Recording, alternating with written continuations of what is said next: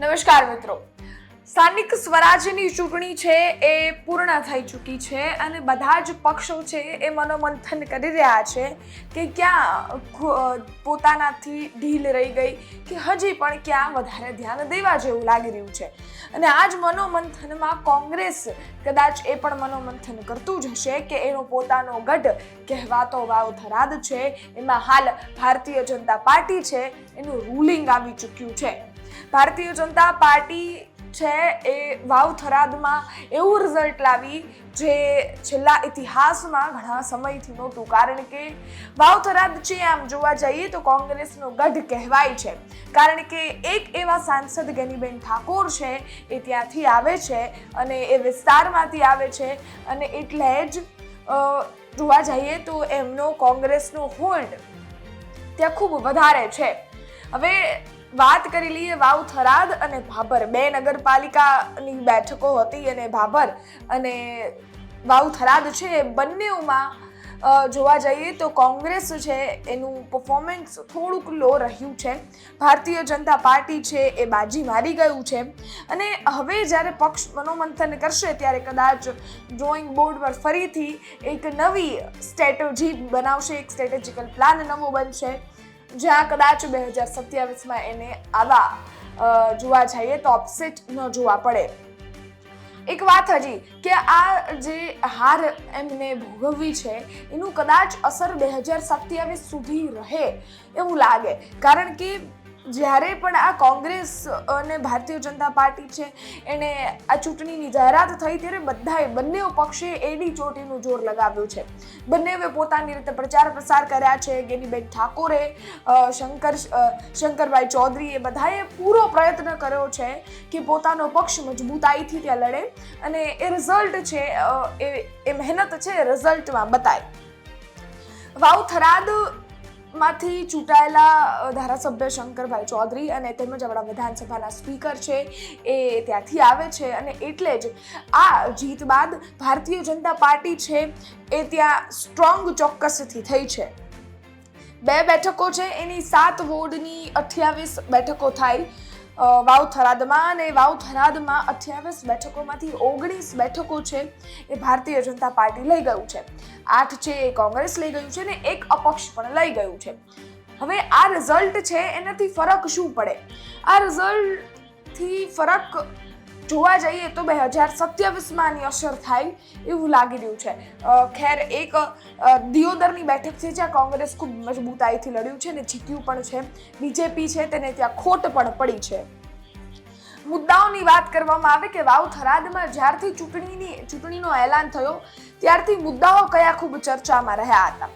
પહેલો મુદ્દો જે માવઠું આવ્યું હતું અને એનાથી એ વિસ્તારના ખેડૂતોને ખૂબ નુકસાન થયું હતું એમના પાકને, અને ત્યારબાદ એ ખેડૂતો છે એનો ક્યાંક કમ્પ્લેન પણ હતી અને સત્તા પક્ષ તરફ નારાજગી પણ હતી. એ એક મુદ્દો ખૂબ ચર્ચામાં રહ્યો અને ત્યારબાદ એ વિસ્તારમાં ખુલ્લેઆમ દારૂ ને ડ્રગ્સ વેચાતો એવા આક્ષેપ પ્રતિ આક્ષેપ અને એ વિસ્તારમાં એનું ચલણ, એનો મુદ્દો ખૂબ ચાલ્યો અને આ મુદ્દો છે ને જન આક્રોશ યાત્રામાં કોંગ્રેસે પણ ખૂબ મહત્વ આપ્યું છે, ખૂબ ભાર દઈ આ મુદ્દા ઉપર અને પ્રચાર પ્રસાર કર્યો છે. આ બધા મુદ્દાઓ એ વિસ્તારમાં એટલે ચાલ્યા અને એટલે એની ઉપર વધારે ફોકસ કરવામાં આવ્યું, કારણ કે વિસ્તારમાં લોકો છે આ પ્રશ્નોથી ખૂબ ત્રાહિમામ છે.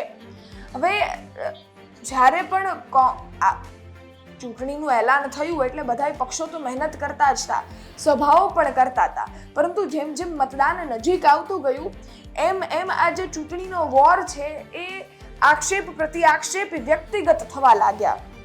અને એના 2-3 એક્ઝામ્પલ પણ છે.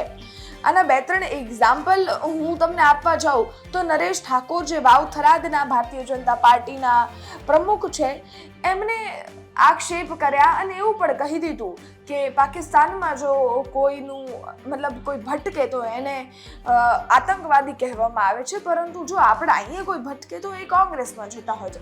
આ હદ સુધીના વિવાદિત નિવેદનો આપી ચૂક્યા છે. બીજી વાત કરીએ, કમલેશ આચાર્ય જે મહામંત્રી છે ભારતીય જનતા પાર્ટીના, એમણે પણ ગુલાબસિંહ રાજપૂત છે જે જિલ્લા પ્રમુખ છે કોંગ્રેસના, એમની ઉપર પણ વ્યક્તિગત પ્રહારો કર્યા હતા. અને એ પ્રહારોનો જવાબ પણ ગુલાબસિંહ રાજપૂત અને તેમજ ઠાકરસિંહ રબારી જે ખૂબ ચર્ચામાં રહ્યા હતા, સામાજિક વિવાદોમાં જે પણ વિવાદો થયા હતા એમાં એમનો ખૂબ મહત્વનો રોલ રહ્યો હતો. અને એ કોંગ્રેસના કાર્યકર્તા તરીકે એમણે ફરજ પણ ભજવી હતી, એ લોકોએ જવાબ પણ આપ્યો છે. અને આ બધી જ વસ્તુઓ એટલી વ્યક્તિગત થતી ગઈ ધીરે ધીરે કે આ ચૂંટણી છે એને એક અલગ જ રૂખ લઈ લીધું. અને આ રૂખ લેતા કોંગ્રેસ છે એને ફટકો પડ્યો, કારણ કે પોતાનો ગઢ અને પોતાનું જોવા જઈએ તો સ્ટ્રોંગ એવો વિસ્તાર જ્યાં કોંગ્રેસ ખૂબ મજબૂતાઈથી લડે છે, એક એવા સાંસદ ત્યાંથી આવે છે, એક એવા જ્ઞાનીબેન ઠાકોર, સાથે જ એમના સમાજમાં એમનો એટલો હોલ્ડ, તે છતાંય પણ જો કોંગ્રેસને વાવથરાદમાં ડેન્ટ પડ્યો એટલે આ ખૂબ મોટી વાત છે. અને આની અસર, આના પડઘા 2027માં ચોક્કસથી પડશે. 2029માં જે લોકસભાની ચૂંટણી આવશે એમાં પણ આની અસર ચોક્કસથી બતાશે. કોંગ્રેસે પૂરતો પ્રયત્ન કર્યો પરંતુ એ ક્યાંક નિષ્ફળ્યો અને હવે ખેર એ મનોમંથન કરશે એટલે ફરીથી એક ડ્રોઈંગ પેજ પર ફરીથી નવી સ્ટ્રેટેજી બનાવશે અને આગળ આવશે જ.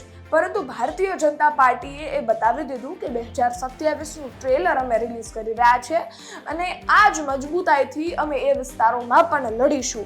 એવા કોઈ જ પણ જિલ્લાઓ નથી કે એવો કોઈ જ પણ વિસ્તાર નથી જ્યાં ભારતીય જનતા પાર્ટી છે મજબૂતાઈથી ન લડી શકે, એવું સાબિત અહીંયાથી થાય છે.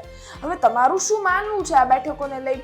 જ્ઞાનીબેન ઠાકોર, ઠાકરસિંહ રબારી, શંકરભાઈ ચૌધરી, સાથે જ ગુલાબસિંહ રાજપૂત, કમલેશ આચાર્ય અને નરેશભાઈ ઠાકોર, આ બધા જ લોકો જેનો મહત્વનો રોલ રહ્યો હતો. અને સાથે જ આ બંને બેઠકોને લઈ તમારા અભિપ્રાય શું છે? કોમેન્ટ ચોક્કસથી કરજો. ફરી મળીશું નવી માહિતી સાથે. ત્યાં સુધી રજા આપો. ધન્યવાદ.